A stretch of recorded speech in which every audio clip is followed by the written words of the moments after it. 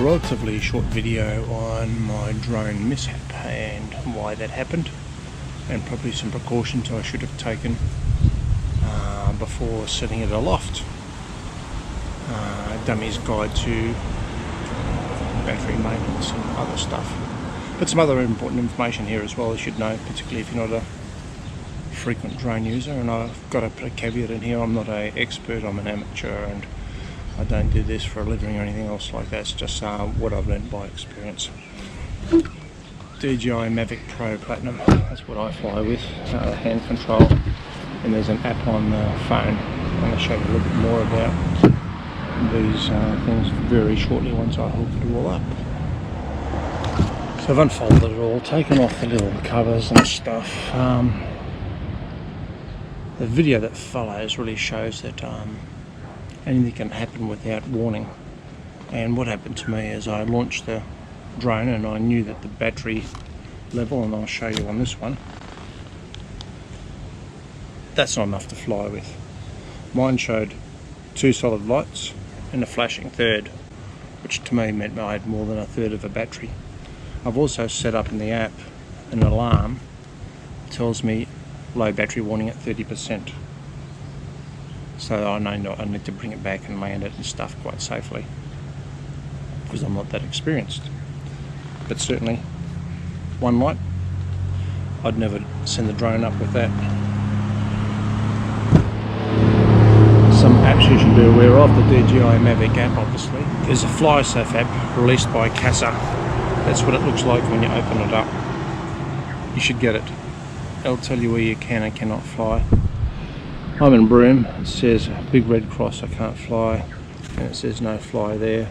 And I'll give you a list of the reason why. We're within a controlled airport zone. Everything else is okay.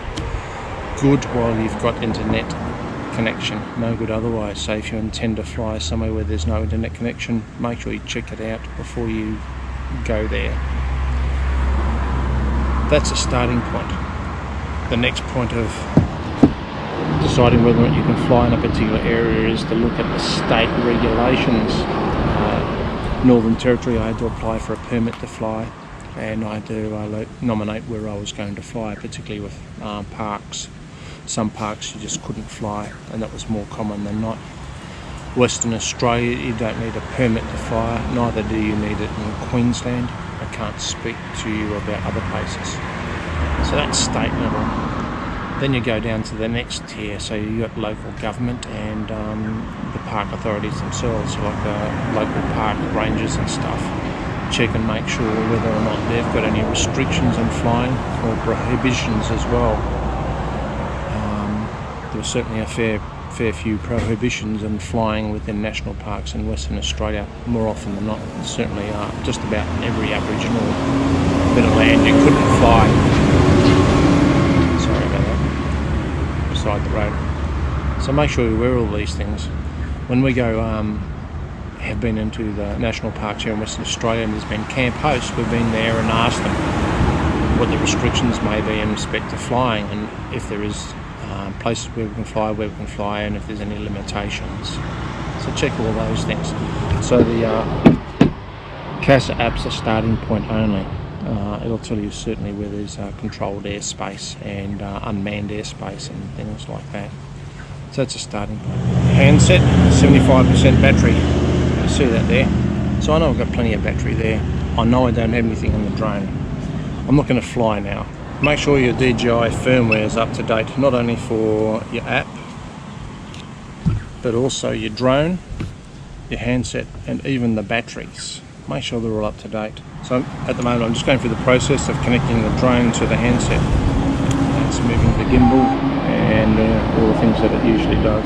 Back in here, this will give you details of your handset battery level and the battery level in your drone as well. When I launched in the video that follows, and I mentioned, I checked it before it flew and there was 2 solid lights and 1 flashing light, and I knew that the battery alarm in the app was set at 30%. I got it out over Circular Pool, which is where I was flying, and I knew I could fly there because I'd spoken to the rangers and the camp hosts at a national park.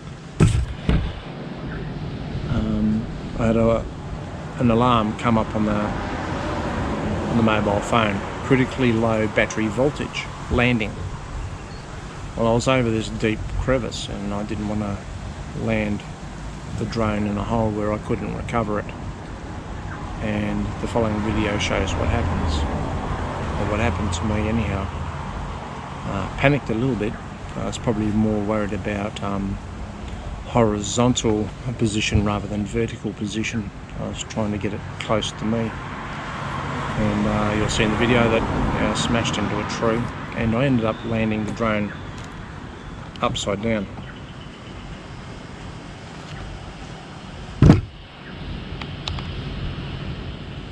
So what damage did I sustain? I thought the worst, and I thought I'd lose the gimbal, might have broken an arm. Well, I had a look at it, and I've come off pretty unscathed. I was pretty lucky. 2 blades were chipped out. I'll show you those. So I was pretty lucky. Chipped out of the tips. I've kept them anyhow. It still flies with them, not as efficiently. I've got another set as well, so it's always handy to have a couple of extra propellers. In my case, I've got a complete set of propellers. The lesson I've learned is just fly with a full battery. Don't risk it. You know, you got over $2,000 worth of kit here, and it's expensive. I'm not making any money out of this venture. It's just fun and I enjoy it.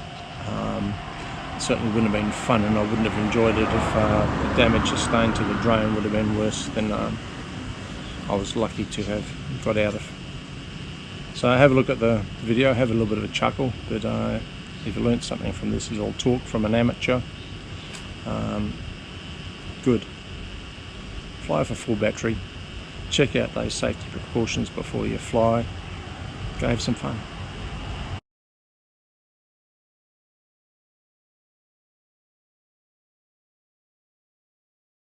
Well, if you got through this far through the video, thanks for watching. Hopefully you got something out of it, if nothing else other than a laugh.